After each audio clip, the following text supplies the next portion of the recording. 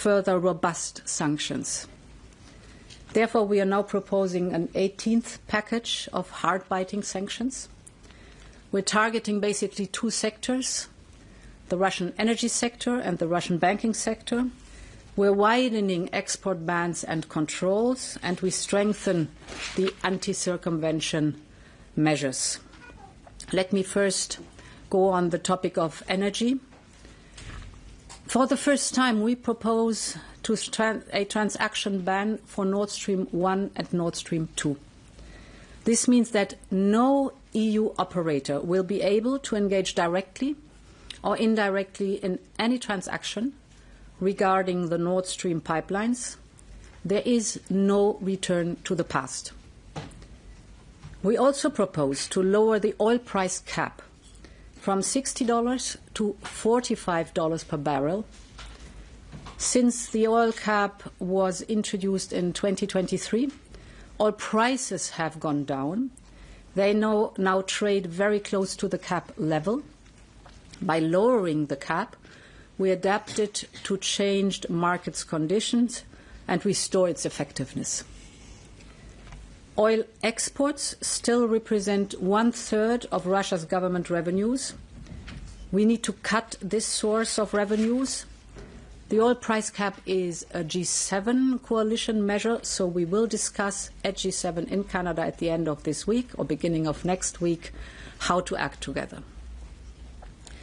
In addition, to better enforce the cap, on top of the 342 vessels already listed, we list today additional 77 vessels that are part of the Russian shadow fleet. These vessels are a means to evade sanctions. With our listings, we severely constrain Russia's options to export its oil through a shadow fleet. Finally, we introduce a ban on the import of refined products based on Russian crude oil. In this way, we want to prevent that some of the Russian crude oil reaches the EU market through the back door. Now let's have a look at the banking sector, the second part. We're targeting the Russian banking sector by limiting its ability to raise funding and conduct transactions. We propose to transform the existing prohibition to use the SWIFT system into a full transaction ban. And we propose to apply such a transaction ban to another 22 Russian banks.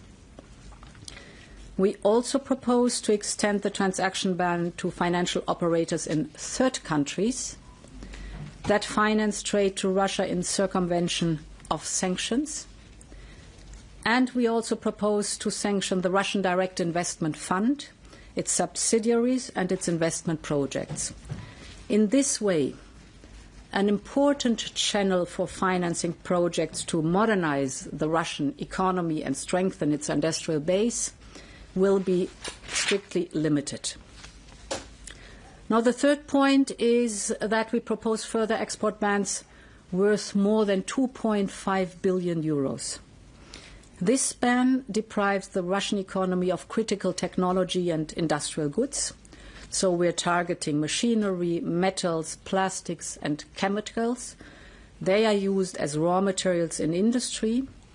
And we also restrict the export of dual-use goods and technologies that are used for producing drones, missiles and other weapon systems.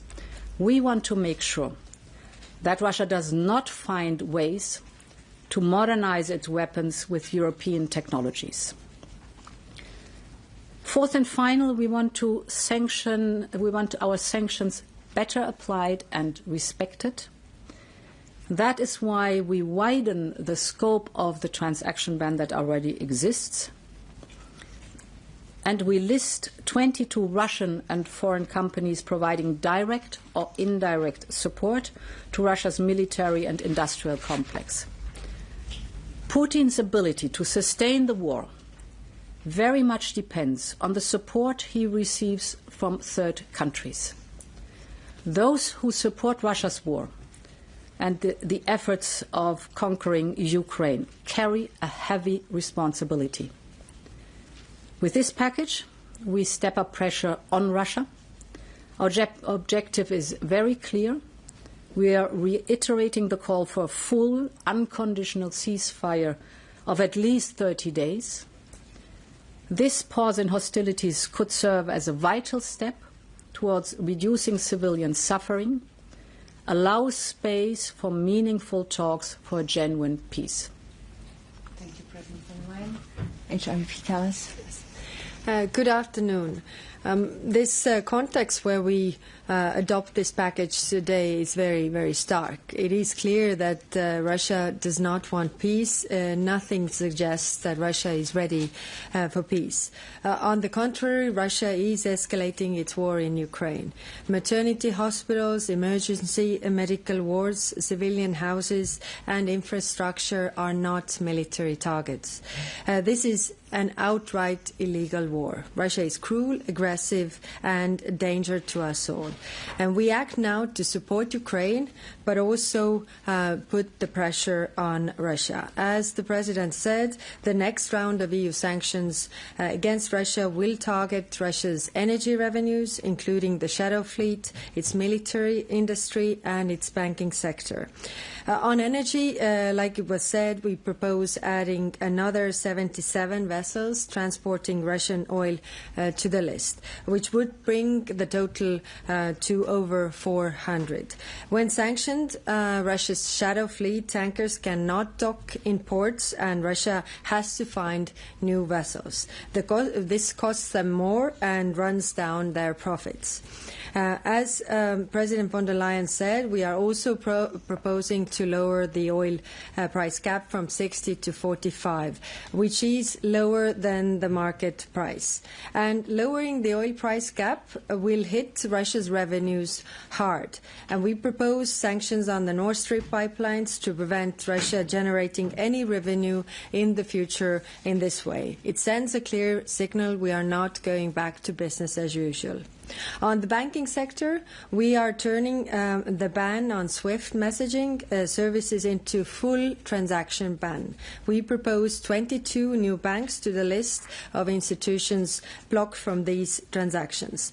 And on military industry, they would not be able to do what they're doing without the support of others, like it was said. So we are going after the companies who are directly involved in producing weapons or enabling production, including in third countries.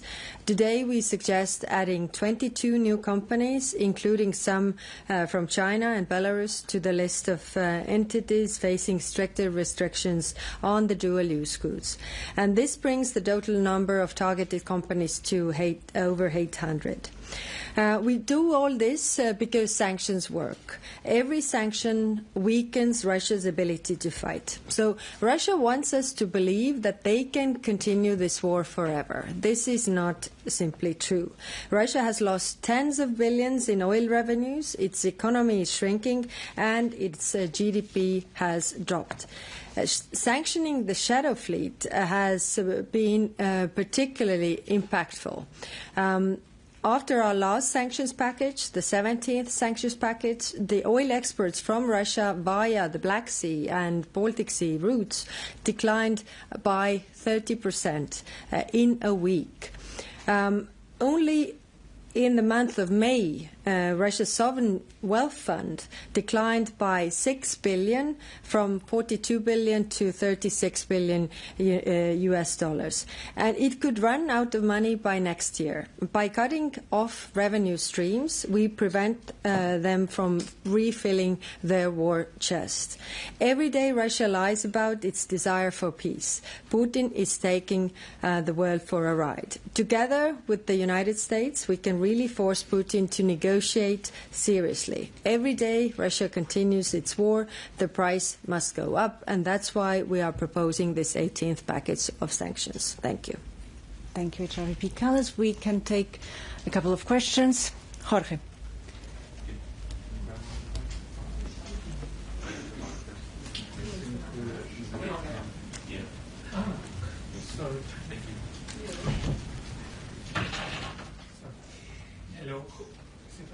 Hello, Hello, Jorge Libariro with Euronews. I want to ask you about the United States. Both of you mentioned it. We know that you have been in contact with the United States to coordinate this package on sanctions, but so far there has been no indication that the United States will also impose sanctions. The key question now is on the price cap on Russian oil. It was agreed at G7 level. Can you give us a guarantee that the European Union will lower the price cap on Russian oil even if you don't get the participation of the United States? Or is this completely dependent on what President Trump chooses to do? Thank you both.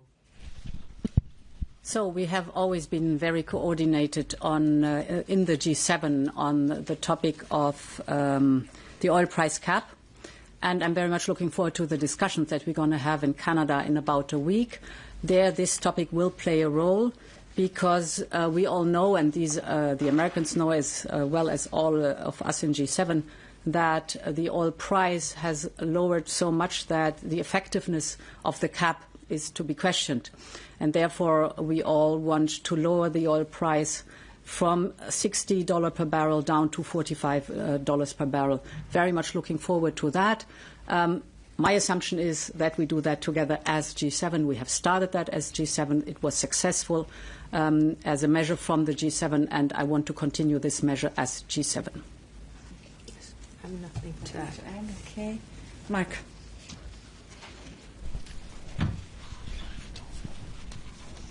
Does it work or not? Yeah, it works. Good afternoon, Mark Peperkorn, Volkskrant, Netherlands. It's two questions. One is a follow-up, because you say, Madam President, you say, I'm looking forward to the discussions in the G7. How confident are you that the cap of $45 per barrel will actually be implemented? And two, maybe for Mrs. Kallas, because you said the revenues of Russia would be hit hard by this $45 a barrel cap. Do you know how hard? Do you know what would this cost Russia? Thanks. So, to the first part of your question, our teams have, of course, been in touch with all the G7s, but also specifically with the United States. And I have also spoken several times to Senator Lindsey Graham, who is the initiator of the American package of sanctions. So we are very much aligned in the aim to urge Russia, by those massive sanctions, to come to the negotiation table and to be serious about negotiations that lead towards a just and lasting peace. That is the common aim. We have different instruments. These are different sanctions packages, but we are very much aligned in the aim. And therefore, I'm very confident that we will achieve this goal. There's one point on the revenues, perhaps, if you allow, Kaja, a figure that struck me in the discussion about energy. I think it was in our college that the energy commissioner presented those figures. At the beginning of the war, Russia had 12 billion euros of energy or of revenues from fossil fuels from Europe per month, 12 billion. And now we're down to 1.8 billion, still too much. So we are phasing out Russian fossil fuels. The proposal is on the table from the Commission. But this shows how much, only if you look only at the European or the revenues from Europe to Russia, how much these different measures have already had an impact on reducing the revenues of Russia. Yes, and to add to that, it is accumulating as well. I think we were also surprised that the last sanctions package on the shadow fleet had such a big effect that it was really reducing the revenues from oil exports from or via the Black Sea and Baltic Sea by 30%. Because that's why I can't give you an exact number, but we feel that these sanctions have a huge effect together with the other sanctions that we have already done. Thank you, President. Thank you, HRVP, and thank you for your participation. I wish you a good afternoon.